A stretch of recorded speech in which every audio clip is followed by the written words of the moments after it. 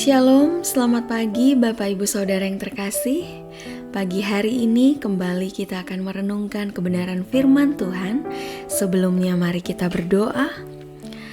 Bapa, sungguh oleh anugerah-Mu saja kami boleh memasuki hari yang baru. Bersyukur untuk kekuatan dan pemeliharaan yang sempurna yang terus Tuhan nyatakan dalam hidup kami. Pagi ini kami mau merenungkan firman-Mu. Tenangkan hati kami sehingga setiap firman yang kami renungkan sungguh menjadi rema yang membaharui hidup kami sesuai dengan apa yang Tuhan mau. Dalam nama Tuhan Yesus, amin. Perenungan kita pagi hari ini terambil dari 2 Korintus 12 ayat 9 sampai 10 dengan satu tema, yaitu makin lemah makin nyata. Firman Tuhan berbunyi demikian. Tetapi jawab Tuhan kepadaku, cukuplah kasih karuniaku bagimu, sebab justru dalam kelemahanlah kuasaku menjadi sempurna. Sebab itu terlebih suka aku bermegah atas kelemahanku, supaya kuasa Kristus turun menaungi aku.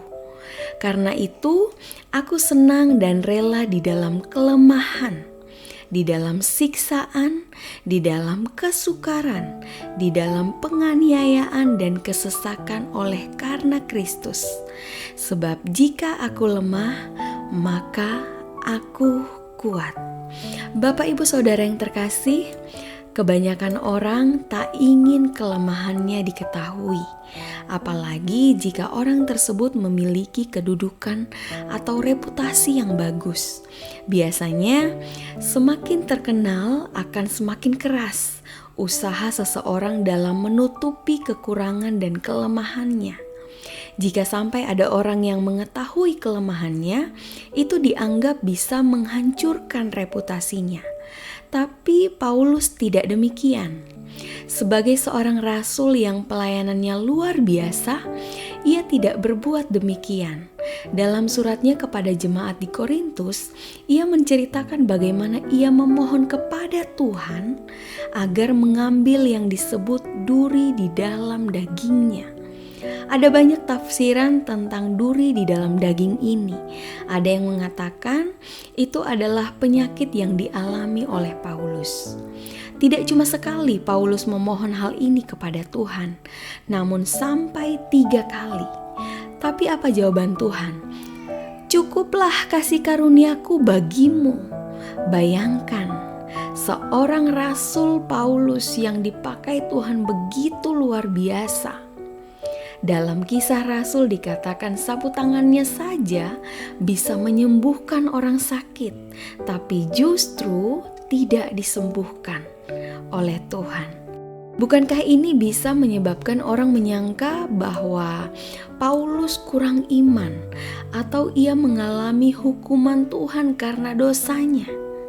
Bapak Ibu Saudara yang terkasih, kita perlu bersyukur Paulus menceritakan pergumulan serta jawaban Tuhan yang ia terima. Mengapa?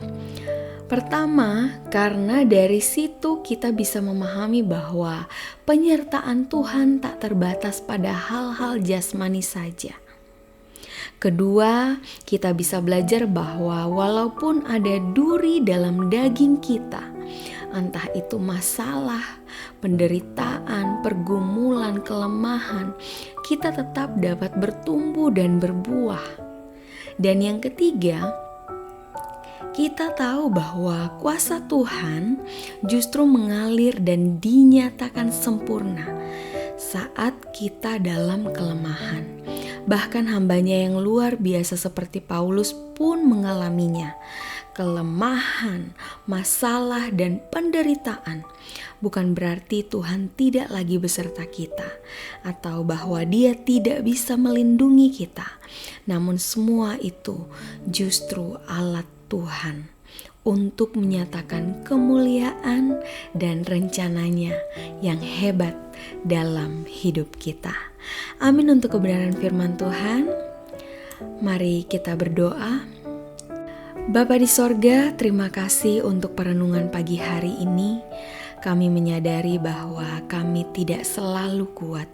Kami punya keterbatasan, tapi kami memiliki Engkau, Allah yang kuat, Allah yang tidak terbatas, yang akan selalu menolong dan memelihara hidup kami.